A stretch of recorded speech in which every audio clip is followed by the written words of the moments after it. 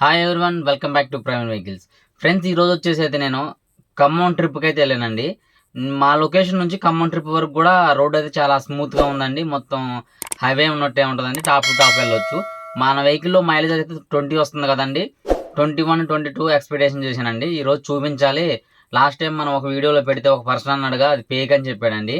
Fake ఏముంది, మీరు తోలుకుంటే మీరు తోలే విధానం బట్టి ఖచ్చితంగా అవుతుంది. నేను 50, 55, 60 లోపు వెళ్ళానండి. మనకు మైలేజ్ అయితే వచ్చింది. నేను లాస్ట్లో మీకు పక్కన ఫోటో పెడతా చూడండి. మొబైల్ నిన్న నైట్ నాది కింద పడిపోయి పగిలిపోయిందండి. మొబైల్ హోల్డర్ పెడితే అది జారి కింద పడిపోయి డిస్ప్లే అయితే పగిలిపోయింది. మొత్తం కనపడట్లేదండి డిస్ప్లే అయితే. అయితే వేరే ఫోన్ ఉంది కానండి, ఆల్టర్నేట్ ఫోన్. ఆ ఫోన్ కెమెరా అంత లేదు, స్టోరేజ్ కూడా లేదు. పర్లేదు, కెమెరా క్వాలిటీ రాకపోయినా పర్లేదు, స్టోరేజ్ ఉంది కదా అని చెప్పేసి తీసుకుని వెళ్ళానండి. నేను ఒక 60 కిలోమీటర్స్ కూడా షూట్ చేయలేదు, అంటే రికార్డ్ చేయలేదు. ఈ 60 కిలోమీటర్ లోపే అది స్టోరేజ్ ఫుల్ అని చెప్పేసి పడిపోయింది. వద్దులే, ఈ ట్రిప్ ఖమ్మమేగా, మళ్ళీ ఎప్పుడైనా రావచ్చు, ఎన్ని ట్రిప్పులైనా జరగవచ్చు, ఖమ్మం రికార్డ్ చేయొచ్చు అని చెప్పేసి ఆఫ్ చేసి పక్కన పెట్టానండి. నేను ఖమ్మం చేరుకున్న ఇంకొక అరగంటలో దగ్గరికి వెళ్ళిపోతాం, హాఫ్ అన్ అవర్లో. వాళ్ళ రిలేటివ్స్ ఎవరు, నా వెహికల్లో ఉన్న ప్యాసింజర్ వాళ్ళ రిలేటివ్స్ ఎవరు వస్తున్నారంటే వాళ్ళ కోసం ఆగానండి. నేను ఎందుకో మైలేజ్ ఎంత వచ్చిందని చూద్దామని డిస్ప్లేలో చూసా. ఎస్సీఆర్ ఫాల్ట్ అని వచ్చిందండి మనకి. ఎస్సీఆర్ ఫాల్ట్ అనేది పడ్డది. అది ఒకలా దేనివల్ల పడ్డదో, ఏదైనా రికార్డ్ చేద్దామన్నా మన దాంట్లో స్టోరేజ్ లేదు మొబైల్లో. నా మొబైల్ అయితే పగిలిపోయింది. ఆ మొబైల్లో స్టోరేజ్ లేదు. అవన్నీ ఏదైనా డిలీట్ చేద్దామన్నా అన్నీ ఇంపార్టెంట్గా ఉన్నాయి. ఏది డిలీట్ చేయలేకపోయినా.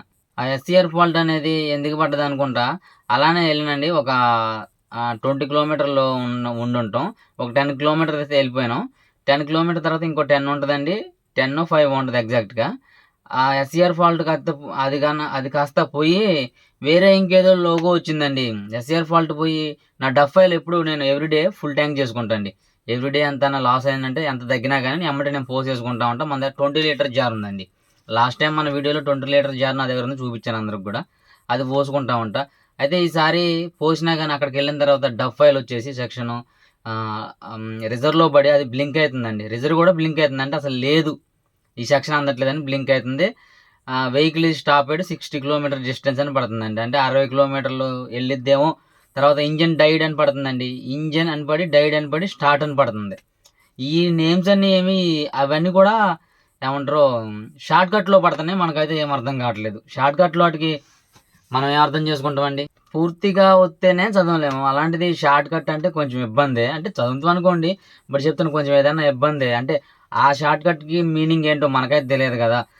5 కిలోమీటర్లు వెళ్ళిన తర్వాత అది ఇంకా బ్లింక్ అవుతుందండి. ఎలా అంటే ఎలిగి ఆరిపోతుంది.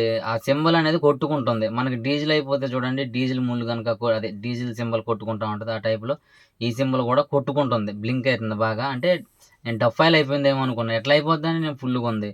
ఏం చేయాలో అర్థం కావట్లేదు. నాకైతే భయం వేసింది. వెహికల్ స్టాప్ అని పడ్డది. నరకంగా ఉంది, తలక నొప్పి లేచింది. ఫస్ట్ ఆఫ్ ఆల్ 10 లక్షలు పెట్టి బండి కొనుక్కొని సుఖం లేకుండా అయిపోయింది అని ఆలోచించుకున్నాండి. చాలా ఇరిటేషన్, అంటే ఇరిటేషన్. ఫస్ట్ టైం నా బండి మీద రావటం ఇదే first. 60 kilometre stop, engine die అనేదో పేరు పడ్డది, ఎస్ఈఆర్ ఫాల్ట్ అని పడ్డది. రకరకాల పేర్లు మెన్షన్ అవుతున్నాయి డిస్ప్లేలో. నాకైతే చాలా అంటే చాలా భయం వేసిందండి. ఇదే సేమ్ ప్రాబ్లం తోటి అండి లాస్ట్ టైం నాతో పాటుగా ఒక వెహికల్ వచ్చిందండి. మొగల్తూరు ట్రిప్లో నాతో పాటుగా ఒక మ్యాజిక్ ఎక్స్ప్రెస్ వచ్చింది. అతనికి కూడా సేమ్ ప్రాబ్లం అండి. ఎస్సీఆర్ ఫాల్ట్ అని పడుతుందంట, బండి చెక్ లైట్ పడుతుందంట, పికప్ తగ్గిపోయిందంట. అయితే నాకు ఆయనే గుర్తొచ్చిండండి. తనకు ఫోన్ చేస్తే చెప్పిండు ఏం కాదులే అన్నాడండి. కానీ 60 కిలోమీటర్లకి, అదే 60 కిలోమీటర్లని చూపెట్టింది కదండి. అది నాకు భయం వేస్తుంది. 60 కిలోమీటర్లు పోయిన తర్వాత ఆగిపోద్ది అంటే. ఈ కిరాయి వాళ్ళు ఉన్నారు, వీళ్ళనే వేరే వెహికల్ ఎక్కించి పంపాలి. మనకి ఇచ్చే కిరాయి సరిపోదు. ఆ వేరే వెహికల్ కిరాయి మన కిరాయి మొత్తం ఇచ్చినా ఆయన రాడు. డ్రాపింగ్ అన్నా కానీ నేను వెళ్ళిన ఖమ్మం లొకేషన్ వాళ్ళు దింపి రావాలంటే అప్ అండ్ డౌన్ అడుగుతారు. వీళ్ళకి వీళ్ళకి సంబంధం ఉండదు. నా బండి ఆగిపోయింది అనుకోండి 60 కిలోమీటర్ల లోపల, వాళ్ళని మళ్ళీ నేను నా బండి లాక్కపోవాలి, వాళ్ళని పంపించేది కాక. ఇదంతా ఎలా చేయాలి అని ఆలోచించుకున్నాను చాలాసేపు.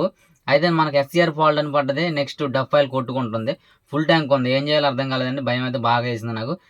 ఇరిటేషన్ కూడా వచ్చింది. ఎందుకు కొనుక్కున్నారా, 10 లక్షలు పెట్టి బండి కొనుక్కొని ఇంత బాధపడుతున్నా అని అనుకున్నాండి. నెక్స్ట్ వచ్చేసి నేను మన డఫ్ ఆయిల్కి 2 మూతలు అయితే ఉంటాయండి, క్యాప్లు. లోనో క్యాప్, పైన క్యాప్ ఉంది. అసలు ఏంటి డఫ్ ఆయిల్ ఉందా లేదా, లీక్ అయిపోయిందా అని చెప్పి చూద్దామని నేను డఫ్ ఆయిల్ క్యాప్ అయితే ఓపెన్ చేశానండి. ఆ క్యాప్ ఓపెన్ చేస్తే ఆ లోన్ ఇంకో క్యాప్ ఉంటుంది, చాలాసార్లు మీకు చూపించాను. దాన్ని కొంచెం ప్రెస్ చేసా, అంటే బయటకే తీసేసా ఫస్ట్ ప్రెస్ చేసిన తర్వాత. ఎయిర్ టైప్‌లో కొంచెం గాలి టైప్‌లో వచ్చిందండి కస్తని. అది పోయిన తర్వాత నాకనిపించింది ఒకవేళ ఎయిర్ పట్టిందా ఏంటి అనుకున్నా. అది అది పోయిన తర్వాత క్యాప్ పెట్టేసండి. వచ్చి నేను కీ ఆన్ చేసి అంటే కీ ఆన్ చేస్తే అందులో ఉన్న సింబల్స్ అన్ని పోయినాయి.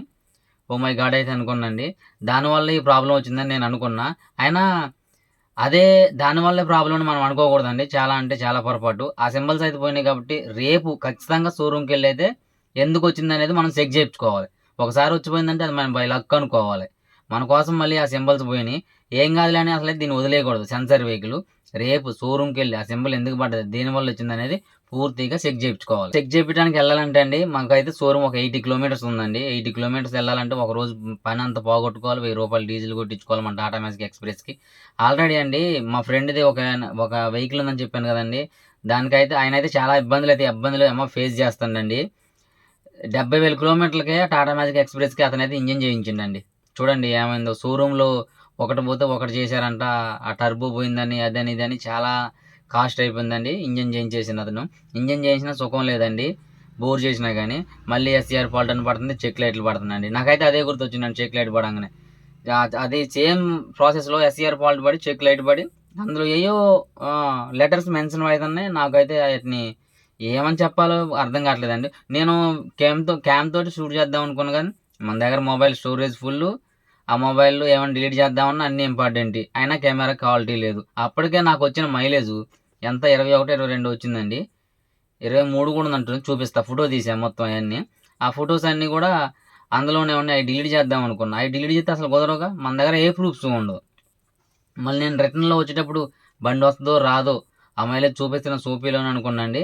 అయితే దేవుడి దయ వల్ల ఆ ప్రాబ్లమ్ అయితే సాల్వ్ అయిపోయింది. ఏదన్నా సెన్సార్ వెహికల్‌తో ఇబ్బందే అండి. అక్కడ ఆగిపోయి ఉంటే అసలు నా బాధ నేను పడేవాడిని. ఈ బండ్లతో కొంచెం జాగ్రత్తగా ఉండాలండి. సెన్సార్ వెహికల్ కొనుక్కోవాలంటే కొంచెం ఆలోచించుకోవాలండి మీరు. అందులోకి టాటా మ్యాజిక్ ఎక్స్‌ప్రెస్ అంటే మాకు దడ పుడుతుంది. ఇది టర్బో ఇంజిన్ అండి. టర్బో ఇంజిన్ వల్ల టర్బోస్ ఖచ్చితంగా ప్రాబ్లమ్ వస్తూనే ఉంటాయి.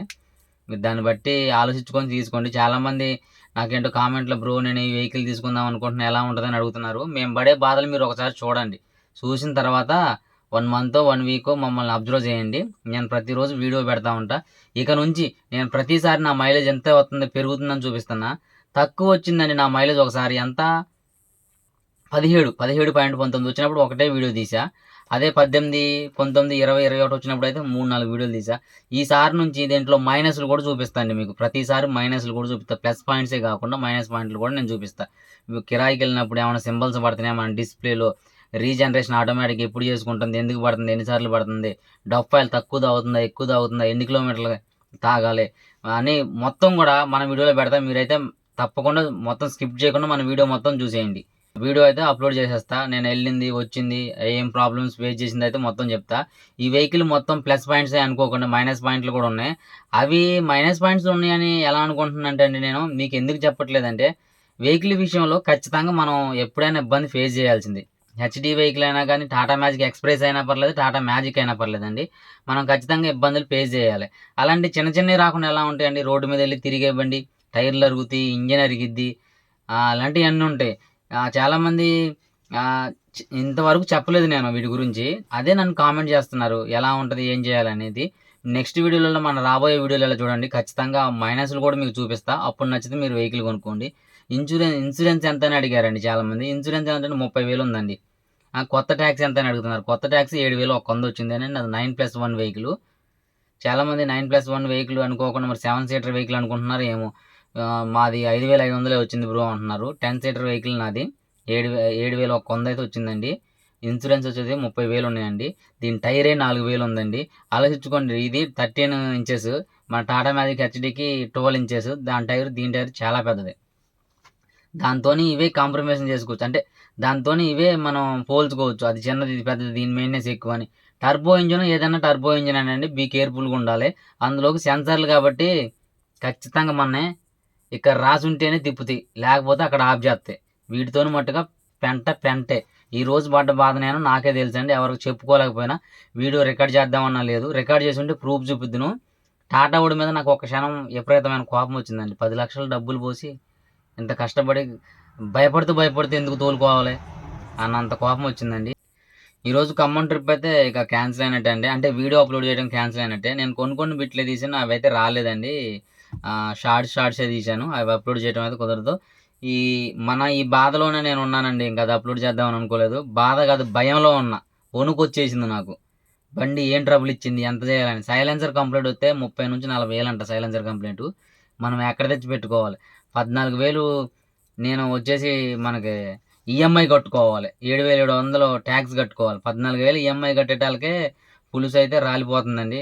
మనకి కొంచెం కిరాయిలు ఈ చుట్టుపక్కల ఏం వెహికల్ లేకపోవడం అప్పుడప్పుడు మనకు వస్తున్నాయి కాబట్టి సరిపోతుంది కానీ చిన్న చితకా వాళ్ళు అయితే మటుకు బాగా ఇబ్బంది పడాలండి. ఒకవేళ వెహికల్ కొనాలంటే ఆలోచించుకోండి. ఫ్రెండ్స్, మన వీడియోస్ కనుక మీకు నచ్చినట్లయితే లైక్ చేయండి, షేర్ చేయండి, సబ్స్క్రైబ్ చేసుకోవడం మర్చిపోకండి. ఫ్రెండ్స్, మన వీడియోస్ చూస్తున్నారు కానీ ఇంత కష్టపడి మీకు మోటివేషన్ స్పీచ్ ఇచ్చినందుకు నాకు ఒక లైక్ కూడా చేయట్లేదు.